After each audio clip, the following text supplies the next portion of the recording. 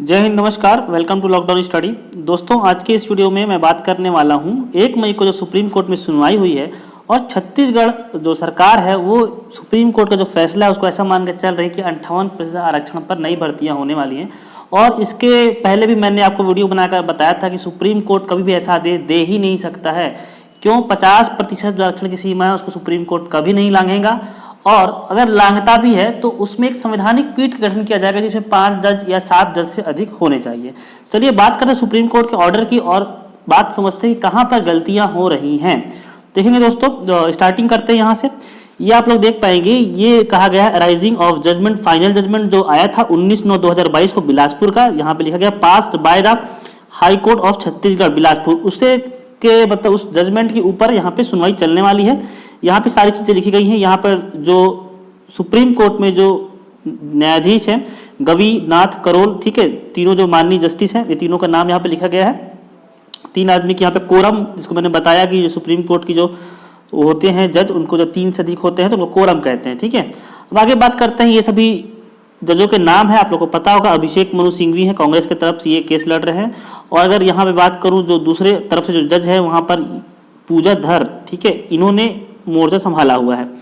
मैं बात करता हूँ दोस्तों कि क्या हुआ है उस दिन। यहाँ पे देखिए ऑर्डर यहाँ पे लिखा हुआ है, इंग्लिश में आप लोग चाहे तो पढ़ सकते हैं, ठीक है, और हिंदी में मैं आपको बताता हूँ। देखिए यहाँ पर अभिषेक मनु सिंघवी सुनवाई की स्टार्ट करते हैं और वो कहते हैं यहाँ पर कि ये जजमेंट आया था before the judgement of the High Court, ठीक है, बिलासपुर हाई कोर्ट का जब जजमेंट आया था उसके पहले ही various advertisement have been issued, ठीक है, and the selection process were also in process.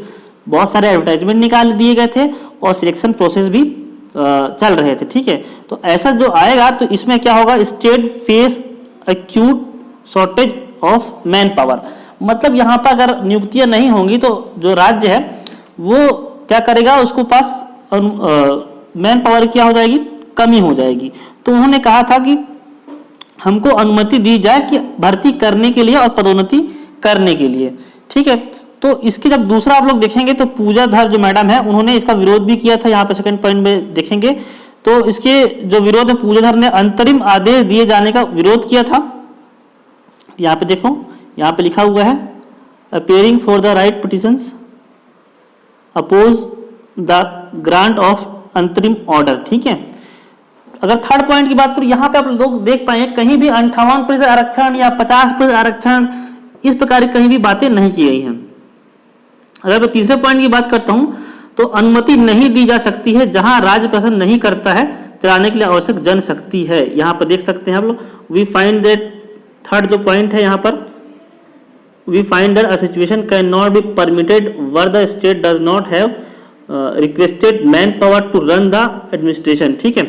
कहने का मतलब यह है कि हम पाते हैं कि ऐसी स्थिति की अनुमति नहीं दी जा सकती है जहां राज्य प्रशासन नहीं करता है चलाने की आवश्यक जनशक्ति। तो थर्ड पॉइंट में भी कहीं भी आरक्षण संबंधी कोई बात नहीं की गई है।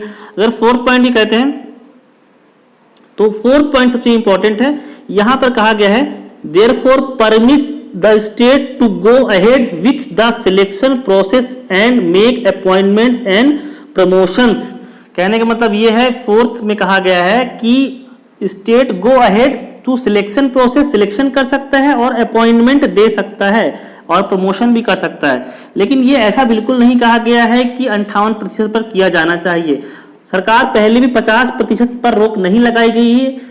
कोई भी हाई कोर्ट हो या सुप्रीम कोर्ट हो, नियुक्ति पर कभी रोक नहीं लगा सकता है, ठीक है। तो 50% पर बिल्कुल आप कर सकते हैं। इसी को जो चौथा पॉइंट है, इसी को आधार मानकर गवर्नमेंट ये समझ रही है कि 58% आरक्षण पे हम भर्ती ले सकते हैं। लेकिन यहाँ पर कहीं भी नए रिजर्वेशन का या किसी भी रिजर्वेशन की बात नहीं कही है।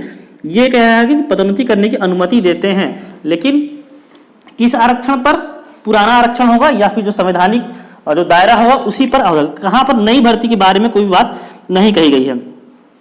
अगर हम कहते हैं, देखो अगला पॉइंट अगर आप पढ़ेंगे, आई की मैं बात करता हूं, 5वां पॉइंट यहाँ पर लिखा गया है it made clear that the same shall be subject to the result of the petition. कहने का मतलब यह है, यह स्पष्ट किया जाता है कि यह याचिका परिणाम के अधीन होगा। मतलब जो ही परिणाम होंगे वो जब इसका रिजल्ट आएगा तो उसके अधीन ही आपको मिलेगी। यहाँ पर it is made clear that, यहाँ पर लिखा हुआ है same shall be subject to the result of the petition. आगे बात करूं छठवां और सातवां भी आप पॉइंट पढ़ सकते हैं।